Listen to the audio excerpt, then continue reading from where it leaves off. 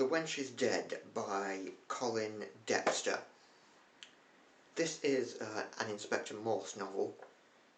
I read this as part of my PhD because when this was adapted in the 90s, they filmed a part of it in Wales, so I read this to try and get sort of an idea of where the producers were coming from when they chose to film part of it in Wales. And I've got to say, I really like this. It's an interesting little story. Morse has a perforated stomach ulcer and he ends up in hospital, where the wife of a fellow patient who dies then gives him a book that the patient has written, and from there he starts investigating this 150-year-old murder on the Oxford Canal.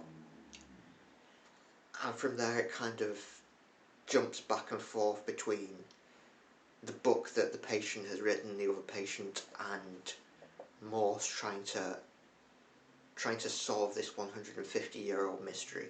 As I say, really enjoyed this, but I did find that in places it tries to be a bit too clever, and it's really difficult to actually try and pull out a solution from this. It's really difficult to try and sometimes to work out what is actually being solved, and sometimes you can't really see where the resolutions are coming from.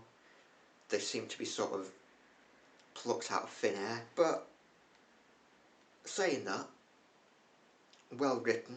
I've read a lot worse crime novels than this.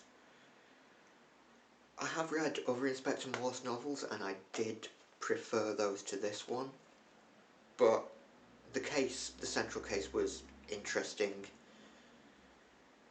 It was worth reading,